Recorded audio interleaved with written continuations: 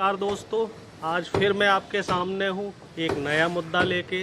कुछ नई चर्चा होगी, नई बातों पे विषय डालेंगे, प्रकाश डालेंगे, नई बातों पे कुछ निष्कर्ष निकालेंगे।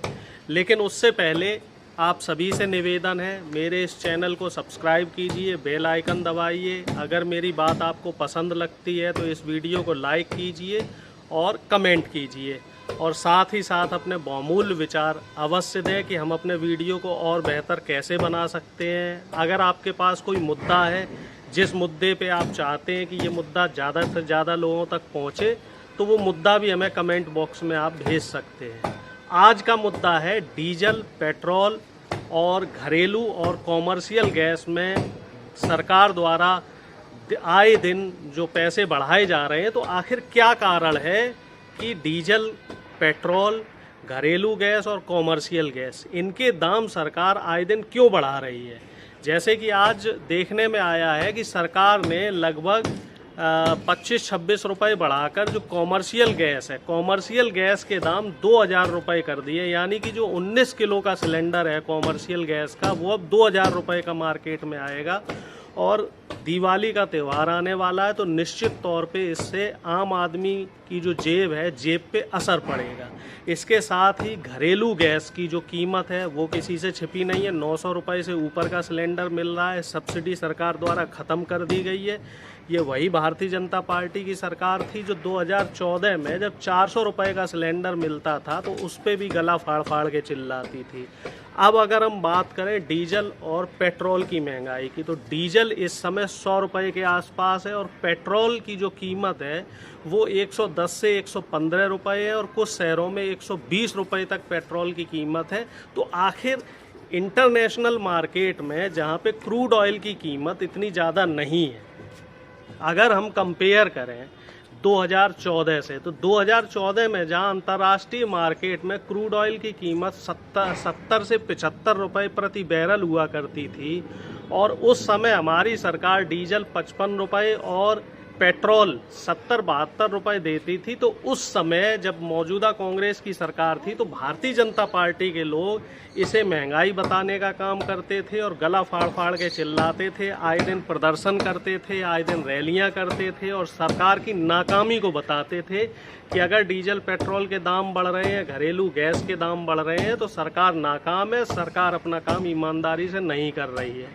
इस समय अंतर्राष्ट्रीय मार्केट में कच्चे तेलों की कीमत 60 से 65 बैरल प्रति बैरल है, और आप देख रहे हैं कि जो डीजल और पेट्रोल की कीमत है वो पहले से 2 गुनी हो चुकी है। तो आखिर क्या वजह है, आखिर क्यों सरकार और जो विश्लेषक हैं, बड़े बड़े विशेषज्ञ हैं, तो इसकी वजह बताने में क्यों नाकाम है। और पिछले 5 साल के सरकारी आंकड़े ये बताते हैं कि सिर्फ डीजल और पेट्रोल से सरकार ने 12 लाख करोड़ रुपए का राजस्व कमाया है। तो आखिर ये राजस्व जो सरकार की खजाने में जा रहा है, ये राजस्व जा कहाँ रहा है। जो सरकार के खजाने में इतना रुपया आ रहा है, लाखों करोड़ रुपया, तो ये क्यों कहाँ जा रहा है। तो इसकी वजह टटोलने के लिए मैंने कुछ खबरें पढ़ी, कुछ आर्टिकल्स पढ़े, तो मुझे ये जानकारी हुई कि जहां बड़े बड़े बिजनेसमैन और उद्योगपतियों पे जो टैक्स लगता था, 30% का जो टैक्स लगता था, उसमें सरकार ने इन्हें 20% तक की सब्सिडी दी है। यानी कि जो उद्योगपतियों पे लगने वाला टैक्स था, जो सरकार की आमदनी का मुख्य स्रोत था, उस स्रोत पे सरकार ने बड़े बड़े उद्योगपतियों के साथ नरमी दिखाते हुए उनसे टैक्स में उन्हें छूट दी है, और ये छूट लाखों करोड़ रुपए की है। और इसी छूट की भरपाई करने के लिए, ध्यान दीजिए, जो उद्योगपति हैं, बड़े बड़े उद्योगपति हैं, तो मौजूदा सरकार उनको छूट दे रही है टैक्स में, उनको सब्सिडी के रूप में पैसा दिया जा रहा है, और उस पैसे की भरपाई कहाँ से हो रही है, उस पैसे की भरपाई आम आदमी की जेब काट कर हो रही है।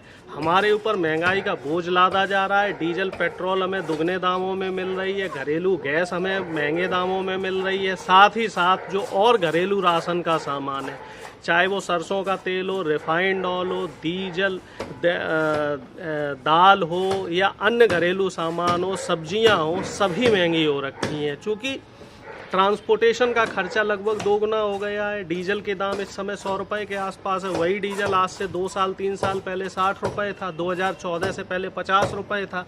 तो जब तेल का, डीजल और पेट्रोल के दाम बढ़ जाएंगे तो उससे ट्रांसपोर्टेशन का खर्चा, यातायात का खर्चा बढ़ेगा, ढुलाई बढ़ेगी और उसकी मार जो है गरीब आदमी पर और आम आदमी पर साफ तौर पर देखने को मिलेगी। तो आखिर सरकार व्यापारियों के, या फिर हम ये कह सकते हैं क्या सरकार व्यापारी और पूंजीपतियों के हाथों में गिरवी रख गई है? क्या सरकार जो सत्ता में आई थी वो किस मुद्दे को लेके सत्ता में आई थी? मुझे 2014 से पहले के बीजेपी के पोस्टर दिखाई देते हैं, जगह जगह दिखाई देते थे, जिसमें सरकार कहती फिरती थी बहुत हुई महंगाई की मार और अब की बार मोदी सरकार, और बहुत हुआ डीजल और पेट्रोल पे की महंगाई, और इस बार हम बीजेपी को वोट दें, मोदी सरकार आएगी। तो रामदेव भी कहते थे कि 30 रुपये 35 रुपये डीजल मिलेगा, आम आदमी की आय डबल हो जाएगी, किसानों की आय डबल हो जाएगी, लोगों को टैक्स कम देना पड़ेगा। और इस समय क्या हो रहा है कि जो जीएसटी लगाई है और बाकी जो संसाधन है, तो कहाँ पहले की सरकार 12% टैक्स लेती थी और इस समय मौजूदा सरकार ने जीएसटी के नाम पे न्यूनतम 18% टैक्स लेने का काम शुरू कर दिया है। और आम आदमी की अगर हम कमाई की बात करें तो पिछले 2 साल में जब से कोरोना महामारी हमारे देश में आई है तो इन्होंने लेबर लॉ ख़त्म कर दिया है। लेबर लॉ ख़त्म करने से क्या हुआ है कि जो मेहनत, जो मजदूरी का एक तय सीमा थी 8 घंटे मजदूरी, उसको बढ़ा के 12 घंटे कर दिया गया है। और जो मेहनताना मिलना था, एक न्यूनतम मजदूरी तय हुआ करती थी हर किस्म के मजदूर की, तो वो न्यूनतम मजदूरी की जो न्यूनतम सीमा है, जो धनराशि है, वो ख़त्म हो गई है। पहले अगर किसी को नौकरी से निकाल दिया जाता था तो वो लेबर कोर्ट जाता था, हर ज़िले में लेबर कोर्ट बने हुए हैं, लेकिन जब से लेबर लॉ ख़त्म हुआ है तो अब वो लेबर कोर्ट नहीं जा सकता। अब इससे क्या है, छोटे बड़े व्यापारी जब चाहें तब अपने कर्मचारियों को बिना किसी पुख्ता वजह के भी निकाल सकते हैं। तो इससे आम आदमी के ऊपर बोझ पड़ा है।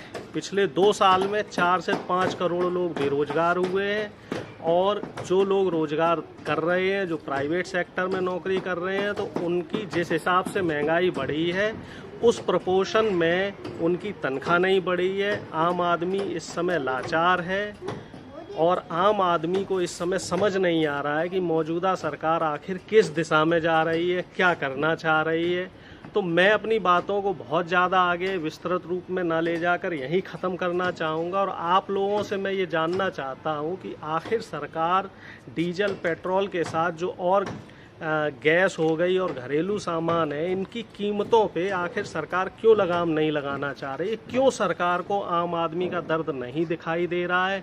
आखिर सरकार की मंशा क्या है? क्या सरकार सिर्फ व्यापारियों के लिए काम कर रही है? क्या सरकार सिर्फ पूंजीपतियों के लिए काम कर रही है? क्या सरकार को इस बार वोट नहीं चाहिए आम आदमी से?